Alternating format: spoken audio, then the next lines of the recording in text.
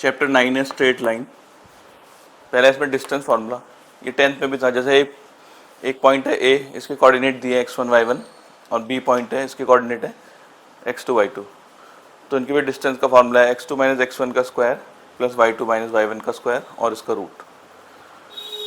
दूसरा section formula, मान लो C point जो है वो ए और बी को डिवाइड कर रहा है m/n में, और ए के कोऑर्डिनेट है x1 y1, बी के कोऑर्डिनेट है x2 y2, सी के x और y, और ये डिवाइड कर रहा है सी इसको m/n में इंटरनली मतलब ए और बी के बीच में है। तो इसमें x को निकालने का formula mx2 plus nx1 upon m plus n, और y का my2 ny1 upon m plus n। अगर c पॉइंट एक्सटर्नली डिवाइड कर रहा है, मतलब c बाहर है और b के, ये पूरा m है और ये n, तो उसका formula mx2 minus nx1 upon m minus n, और y की value my2 minus ny1 upon m minus n। अभी मिड पॉइंट फार्मूला, मान लो c मिड पॉइंट है तो ये रेशियो 1:1 हो जाएगा, तो x की वैल्यू जाएगी x1 प्लस x2 अपॉन 2, या m और n को 1:1 डाल सकते हैं, और y की value y1 plus y2 upon 2। फिर एरिया ऑफ ट्राइंगल, मान लो ए पॉइंट है, इसके कोऑर्डिनेट x1 y1 है, बी के x2 y2 और सी के x3 y3। तो एरिया ऑफ ट्राइंगल का फॉर्मूला है 1/2, ये मॉड है, एरिया का भी नेगेटिव नहीं आता इसलिए मॉड में लेंगे, x1 y2 minus y3 plus x2 y3 minus y1 x3 y1 minus y2। अभी किसी लाइन का स्लोप या ग्रेडियंट, मान लो कोई लाइन x एक्सिस के साथ थीटा एंगल बना रही है एंटी क्लॉकवाइज डायरेक्शन में, तो उसका स्लोप को या ग्रेडियंट को m से डिनोट करते हैं। इसका फॉर्मूला होता है tan थीटा, और थीटा को बोलते हैं इंक्लिनेशन। अगर दो लाइन पैरेलल है तो उनके स्लोप इक्वल होते हैं, m1 इक्वल्स टू m2, और अगर लाइन परपेंडिकुलर है तो दोनों के स्लोप का प्रोडक्ट -1 होता है। अभी दो लाइन के बीच एंगल का फॉर्मूला, मान लो दो लाइन है, उनका स्लोप, एक का स्लोप m1 है और एक का स्लोप m2, तो उनके बीच एंगल का फॉर्मूला है tan थीटा का m1 minus m2 upon 1 plus m1 m2 का मॉड। एक्सरसाइज 9.1 का पहला क्वेश्चन है। इसमें एक क्वाड्रिलेटरल है ABCD, इसके चारों वर्टेक्स दे रखे हैं -4 5, फिर B 0 7, C 5 -5 और D -4 -2। इसका एरिया निकालना है। तो क्वाड्रिलेटरल है, इसमें डायगोनल ज्वाइन कर दिया। इसका एरिया निकालने के लिए हम पहले ABC का एरिया निकालेंगे ट्राइंगल का, फिर ACD का, और दोनों को प्लस कर देंगे। तो पहले ABC का एरिया निकालते हैं, जो फार्मूला बताया पीछे, हाफ x1 की जगह -4, y1 माइनस y2 7 माइनस 5 तो +5, फिर आएगा x2 y3 माइनस y1 -5 फिर आएगा x3 और 5 माइनस 7, तो यह आ जाएगा 12 × 4 48, ये 0 हो जाएगा, ये -2 बचेगा -10, ये -58 हो जाएगा, और ये आ जाएगा 29। ये मॉड है तो प्लस में आएगा, एरिया का भी नेगेटिव नहीं होता। फिर ACD का एरिया निकालेंगे, ACD, पहले x1 आएगा -4 -5 -2 तो +2 हो जाएगा, फिर आएगा 5 -2 -5, फिर आएगा -4 5 -5, ये 5 + 5, ये बचेगा -3 और ये -4 12, 7 × 5 35, 10 × 4 40, ये आ जाएगा 63/2। तो क्वाड्रिलेटरल का एरिया हो जाएगा, दोनों को प्लस कर देंगे, इसका एरिया 29 था, इसका 63/2, ये आ जाएगा 58 + 63/2, ये आ जाएगा 121/2 स्क्वायर यूनिट। क्वेश्चन 2 में एक इक्विलेटरल ट्राइंगल दिया है जिसका बेस जो है वो y एक्सिस में लाई करता है, और उसका मिड पॉइंट ओरिजिन पे है, और उसकी साइड की लेंथ है 2a, तो AB की लेंथ है 2a, इसका मिड पॉइंट ओरिजिन पर है, तो ये भी a हो जाएगा, ये भी a और OB की वैल्यू a, और AC की वैल्यू हो जाएगी 2a। इक्विलेटरल ट्राइंगल की साइड इक्वल होती है, ये पूरा इक्विलेटरल ट्राइंगल है, और इधर भी बन सकता है दो साइड, तो उसके वर्टेक्स निकालने हैं हमको। तो ये 2a है और ये a है, पाइथागोरस लगाते हैं इस ट्राइंगल में OCA में, यह आएगा OC² + OA² equals to AC², और AC की वैल्यू है 2a और AO की वैल्यू है a। यहाँ से OC² आ जाएगा 4a² - a², यानी OC की वैल्यू √3 है, ये वाली वैल्यू। तो जो पहला ट्राइंगल है ACO ACB, इसके वर्टेक्स होंगे, A के हो जाएंगे 0, a, और B के हो जाएंगे 0, -a, क्योंकि A डिस्टेंस है, ये भी A डिस्टेंस है, और C के हो जाएंगे, ये √3 आया डिस्टेंस, और एक्स एक्सिस में वाई 0 होता है तो √3a, 0। और अगर ये वाला ट्राइंगल लेते हैं ए बी सी डैश, ए के कोऑर्डिनेट 0, a और बी के वही है 0, -a। जैसे ये √3a डिस्टेंस, ये भी √3a डिस्टेंस है, लेकिन ये नेगेटिव एक्स एक्सिस में तो उसके कोऑर्डिनेट होंगे -√3a, 0। तो दो ट्राइंगल बने, दोनों के वर्टेक्स आ जाएंगे। थर्ड क्वेश्चन में P और Q के कोऑर्डिनेट दे रखे हैं x1 y1 x2 y2। First part हमें इनके बीच डिस्टेंस निकालना है, पी क्यू के बीच। फर्स्ट पार्ट में दिया है पी क्यू जो है पैरेलल है वाई एक्सिस के, पी क्यू जो है वाई एक्सिस के पैरेलल। अगर ये पैरेलल है तो इसके एक्स के कोऑर्डिनेट दोनों के सेम हो जाएंगे ये वाले, तो x1 x2 के इक्वल हो जाएगा। अगर डिस्टेंस फॉर्मूला लगाएंगे तो x2 - x1 का स्क्वायर प्लस y2 - y1 का स्क्वायर, ये तो 0 हो जाएगा। तो हम इसको ऐसे लिख सकते हैं मॉड y2 - y1, क्योंकि इसका आंसर पॉजिटिव आना है तो y2 बड़ा है कि y1 ये पता नहीं है तो मॉड लगा देंगे। सेकेंड पार्ट में बोल रहे हैं पी क्यू जो है एक्स एक्सिस के पैरेलल है, तो पी क्यू ऐसे एक्स एक्सिस के पैरेलल आ जाएगी। इनका वाई का कोऑर्डिनेट सेम हो जाएगा दोनों का, एक्स तो अलग होंगे क्योंकि इसका एक्स ये होगा और इसका एक्स ये होगा, पर वाई कोऑर्डिनेट सेम, तो यानी कि y1 y2 के इक्वल होगा। डिस्टेंस फार्मूला लगाएंगे x2 - x1 का स्क्वायर, y2 - y1 का स्क्वायर, ये तो 0 हो जाएगा। इसको हम लिख सकते हैं मॉड, ये 0 हो जाएगा, y2 और y1 इक्वल है तो आ जाएगा x2 - x1 का मॉड। क्वेश्चन 4 में एक पॉइंट ढूंढना है एक्स एक्सिस में जो इक्वी डिस्टेंस है ए और बी से। तो एक्स एक्सिस में पॉइंट ऐसे मानते हैं x, 0 और वो पॉइंट जो है ए से और बी से बराबर दूरी पर है, मतलब पी ए = पी बी। तो पी ए में डिस्टेंस फार्मूला लगाएंगे 7 - x का स्क्वायर प्लस 6 - 0 का स्क्वायर, पी बी में 3 - x का स्क्वायर प्लस 4 - 0 का स्क्वायर। इसमें स्क्वायरिंग करते हैं दोनों साइड, स्क्वायर रूट हट जाएगा, यह आ जाएगा 7 - x का स्क्वायर, ये 36, 3 - x का स्क्वायर प्लस 16। इसका होल स्क्वायर खोलते हैं 49 plus x square minus 14x plus 36, और ये 9 plus x square minus 6x plus 16।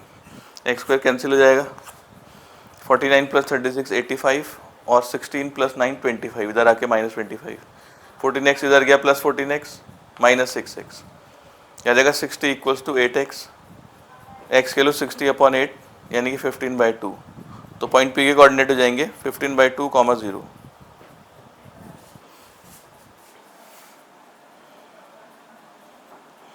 इसमें एक लाइन का स्लोप निकालना है जो पी क्यू के मिड पॉइंट से पास हो रही है और ओरिजिन से पास हो रही है। तो पहले पी क्यू का मिड पॉइंट निकाल लेते हैं। इसके मिड पॉइंट का फॉर्मूला x1 + x2/2 और y1 + y2/2, यह आ जाएगा 4, ये -2। एक पॉइंट ये हो गया और एक पॉइंट हो गया ओरिजिन। तो स्लोप का एक और फार्मूला है, दो पॉइंट को जोड़ के जो लाइन मिलती है उसके स्लोप का फार्मूला है y2 - y1 x2 - x1। तो हो जाएगा y2 - y1 x2 - x1, यह आ जाएगा -1/2। 6 क्वेश्चन में 3 पॉइंट दिए हैं 4, 4, 3, 5 और -1, -1। प्रूव करना है जो ट्राइंगल मिलेगा ये राइट एंगल ट्राइंगल है बिना डिस्टेंस फार्मूले की मदद से। तो हम पहले स्लोप निकालते हैं पी क्यू का। पी क्यू का स्लोप होगा y2 - y1 x2 - x1, यह आ जाएगा -1। फिर क्यू आर का स्लोप निकालते हैं -1 - 5 -1 -3, यह आ जाएगा 3/2। 6/4 आएगा तो 3/2। फिर पी आर का स्लोप निकालते हैं -1 - 4 -1 -4, यह आ जाएगा 1। तो पी क्यू का स्लोप -1 है m1 और पी आर का स्लोप है 1। अगर दोनों को मल्टीप्लाई करते हैं -1 × 1 तो -1, तो स्लोप का प्रोडक्ट -1 आ रहा है, इसका मतलब पी क्यू परपेंडिकुलर है पी आर के, तो एंगल पी 90 हो जाएगा और ये right angle triangle. 7th question में बोला है उस लाइन का स्लोप निकालना है जो 30 डिग्री का एंगल बना रही है with positive direction of y axis measured anti clockwise. Y axis का 30 डिग्री का एंगल मेजर एंटी क्लॉकवाइज, मतलब इधर को जाना है वाई एक्सिस से। क्लॉकवाइज होता तो इधर को जाते, तो एंटी क्लॉकवाइज मतलब इधर को जाना है 30 डिग्री, तो उसका स्लोप निकालना है। तो ये 90 है, एक्स एक्सिस का जो एंगल मिलेगा उसका वो 90 + 30 हो जाएगा 120, क्योंकि जो स्लोप के लिए एंगल चाहिए होता है वो एक्स एक्सिस से देखते हैं, तो पूरा एंगल हो गया 120। तो एम हो जाएगा 10 120, इससे 180 - 60 लिखेंगे, यह आ जाएगा -10 60, यह आ जाएगा -√3।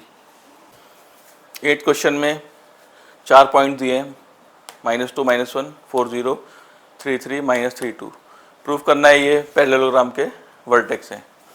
तो ABCD एक पैरेललोग्राम प्रूफ करना है कि पैरेललोग्राम है। तो हम ए बी का स्लोप निकालते हैं, ये होगा y2 minus y1 upon x2 minus x1, यह आ जाएगा 1/6। फिर हम DC का स्लोप निकालते हैं, DC का, तो y2 minus y1 2 minus 3 x2 minus x1, ये भी 1/6। तो m1 और m2 इक्वल आ रहे हैं, दोनों का स्लोप इक्वल, मतलब लाइन होगी पैरेलल, ए बी पैरेलल हो जाएगी DC के। फिर ऐसे हम स्लोप निकालते हैं AD का, 2 माइनस माइनस 1 अपॉन -3 माइनस -2, ये आ जाएगा -3। फिर हम BC का स्लोप निकालते हैं, B और C का, तो 3 माइनस 0 अपॉन 3 माइनस 4, ये आ जाएगा -3।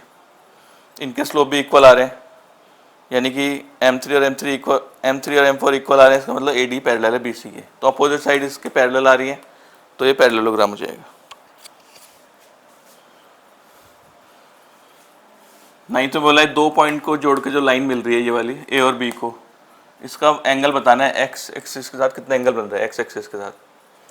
तो ये A के पॉइंट है 3 माइनस 1, B के 4 माइनस 2। पहले हम स्लोप निकालते हैं y2 minus y1 upon x2 minus x1, तो ये आ गया -1। तो m का फॉर्मूला होता है tan थीटा, तो इसकी जगह -1 की जगह लिख सकते हैं -tan45। फिर से लिखते हैं tan 180 माइनस 45, क्योंकि tan 180 minus theta minus tan theta होता है, तो थीटा आ जाएगा सर 135। तो ये एंगल जो बनेगा ये x एक्सिस के साथ बनेगा।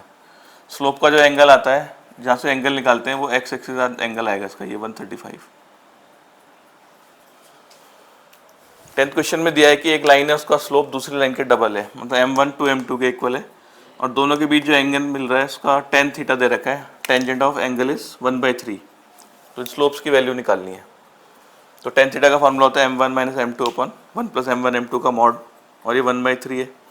इसमें m1 की जगह डाल देंगे 2 m2 दोनों में, ऊपर आ जाएगा m2, नीचे m2 स्क्वायर।